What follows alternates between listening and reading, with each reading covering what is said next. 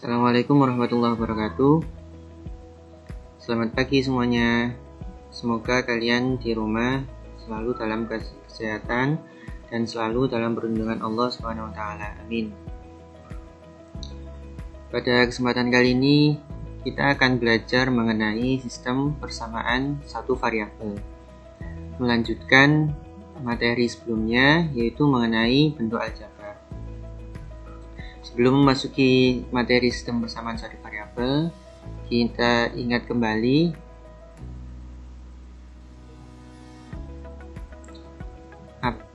bentuk aljabar. Jadi pada semester lalu kita mengetahui bentuk aljabar seperti ini ya. Ada 1/4x min 8 sama dengan 1/3x min 2. Ini salah satu contoh bentuk aljabar. Ada koefisien, yaitu bilangan yang ada di depan variabel. Variabel itu sesuatu yang kita belum tahu nilainya, yang disimbolkan dengan huruf. Di sini disimbolkan dengan huruf X. Dan juga ada konstanta. Konstanta itu yang tidak memiliki variabel, yaitu negatif 8, negatif 2 ini juga konstanta. Contoh lagi, negatif 4P plus 31 sama dengan negatif 7. Di sini variabelnya yaitu P, koefisiennya negatif 4, sedangkan konstantanya ada 3 sama negatif 7. Nah, di sini kita juga mengingat kembali ya, bahwa kalau di sini berarti ada 3 suku, 1, 2, dan ini 3.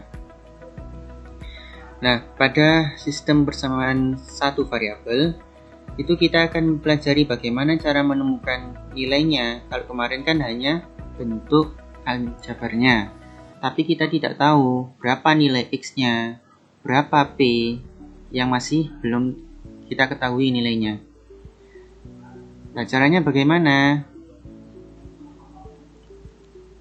Nah, kita pelajari dulu bentuk dasar dari sistem linear satu variabel. Namanya sistem persamaan itu ditandai dengan ini.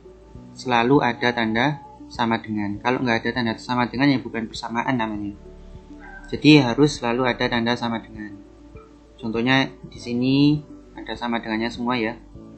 Ini. Kemudian sistem persamaan linear. Yang dimaksud linear di sini yaitu variabel-variabelnya tadi, huruf-hurufnya tadi, pangkatnya selalu 1. Ini, pangkat 1, atau nggak ada pangkatnya.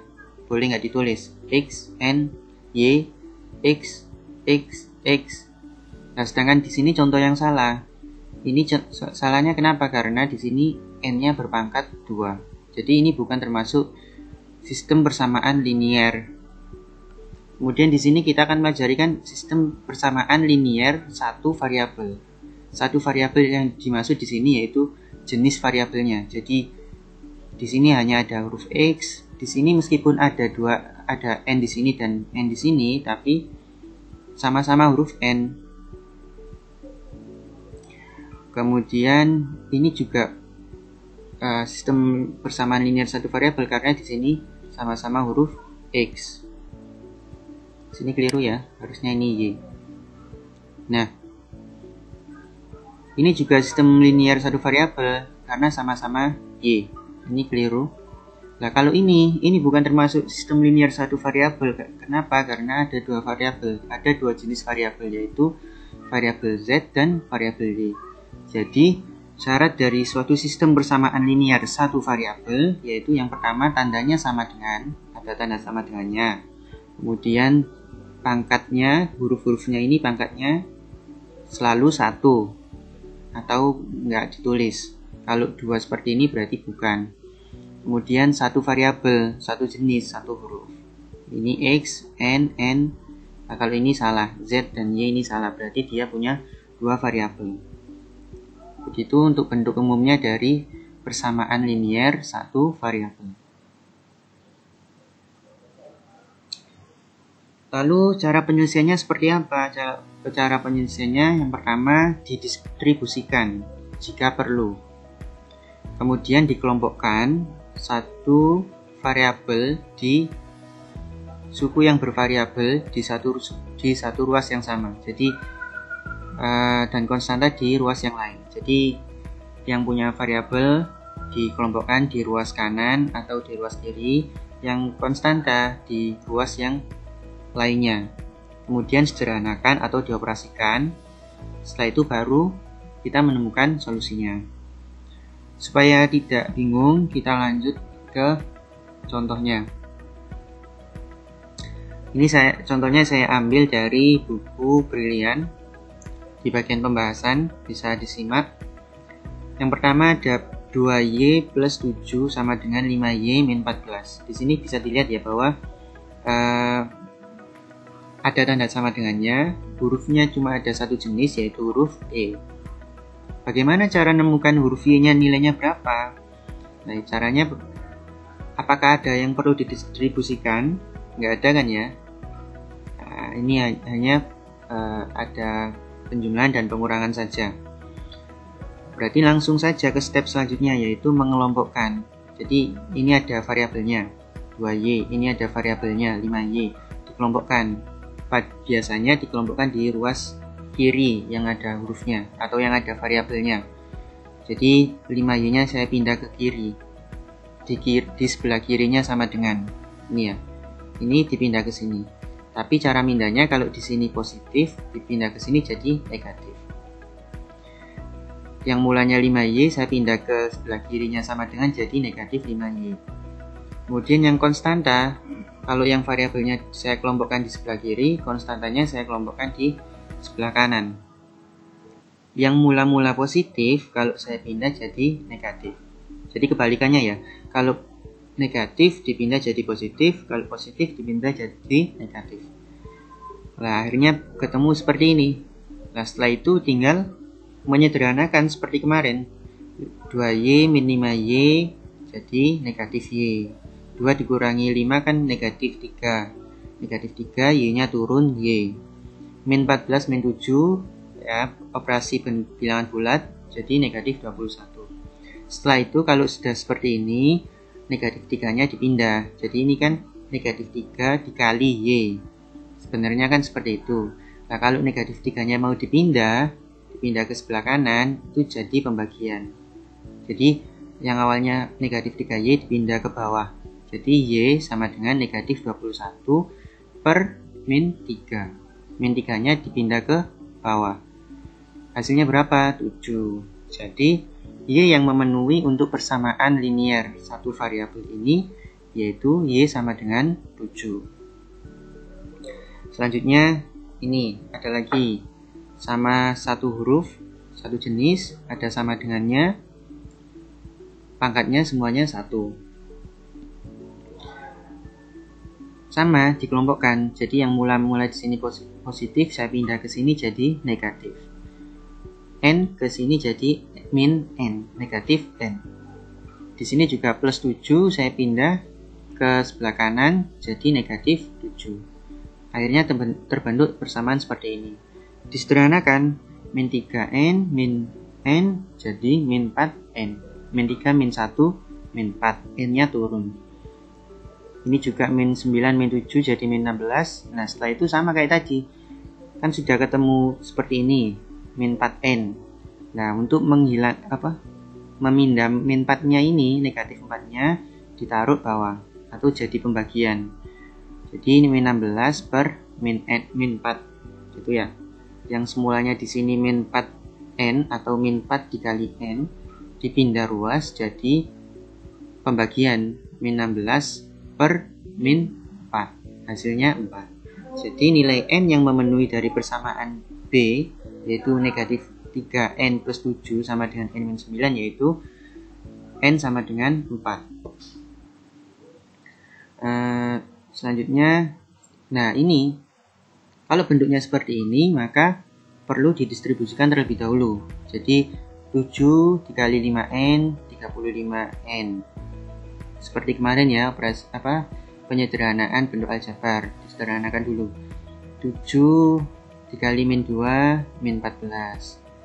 Min 9 dikali 3n 27 n. Ini keliru ya, harusnya n.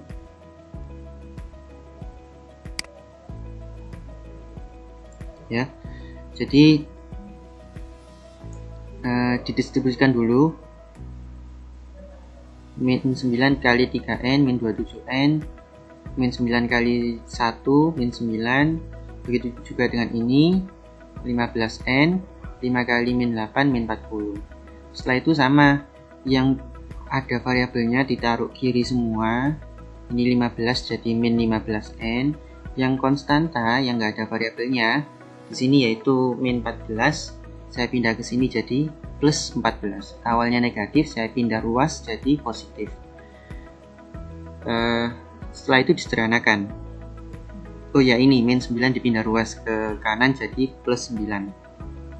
Setelah itu dihitung biasa. Ini juga dihitung seperti kemarin.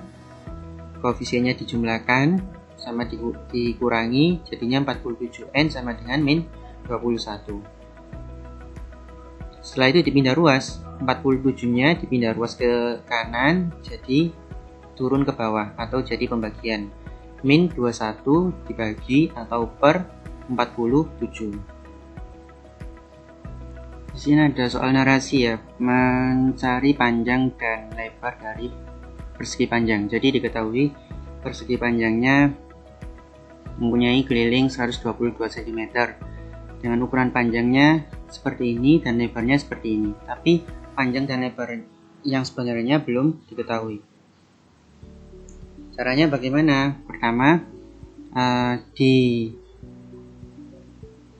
dulu bahwa keliling itu kan rumusnya 2 kali panjang tambah lebar. Seperti ini ya. Setelah itu keliling itu di sini diketahui kelilingnya 122. Nah, 2-nya turun, P-nya diganti dengan ini 4x min 3. Plusnya turun, L-nya diganti dengan 2x plus 4. 2x plus 4. Setelah itu disederhanakan, ketemunya 6x plus 1. Setelah itu didistribusikan, 2 kali 6 jadi 12x. Jadi di sini 12x, 2 kali 1 2. Ini 12x plus 2. Apakah boleh langsung dipindah ke kiri semua, tapi ini dipindah kanan? Boleh, tapi harus dipindah semua. Jadi di sini kalau di buku yang di sini saya pindah ke kiri semua, ini dipindah ke kanan. Itu boleh tanpa merubah tanda. Atau supaya tidak bingung, jadi 122 sama dengan 12x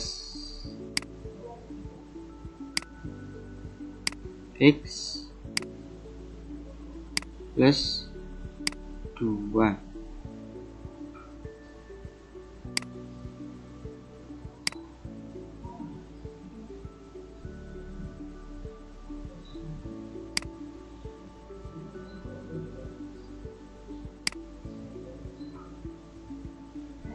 Seperti ini ya.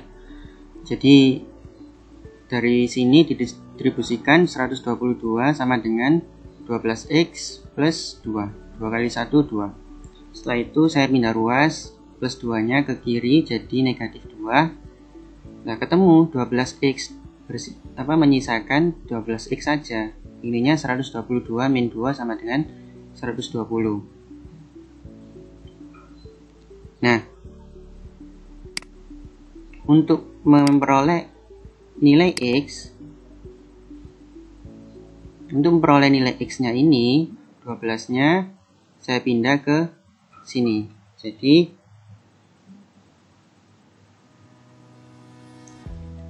12 nya ini kan 120 ya, 122 dikurangi 2, 120. 12 nya saya pindah ruas, jadi 120 per 12. Atau seperti ini. Ini saya hapus dulu.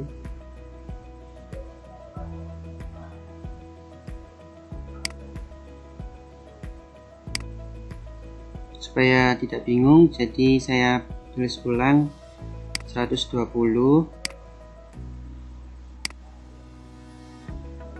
sama dengan 12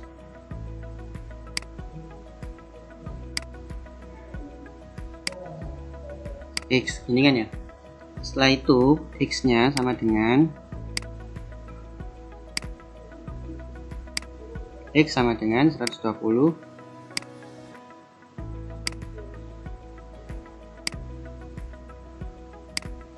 per 12. Jadi ketemu setelah dari sini dikurangi 120. Setelah itu 12-nya dipindah ke bawah, jadi 120 per 12. Ketemu X-nya sama dengan 10. X sama dengan 10. X sama dengan 10. Nah, setelah ketemu X10, yang ditanyakan kan panjang dan lebar sebenarnya. Panjang tadi rumusnya 4x min 3. Ini 4x min 3. X-nya dimasukkan atau disubstitusi ke ini, 10-nya disubstitusi ke X. X-nya diganti dengan 10, 4 kali 10, 40, dikurangi 3, 37. Begitu juga dengan lebar sebenarnya. Lebar sebenarnya kan rumusnya 2x plus 4. X-nya diganti 10 atau disubstitusi. X-nya ini diganti 10, 2 kali 10, 20, tambah 4, 24. Jadi ketemu panjang dan lebar sebenarnya yaitu 37 dan 24.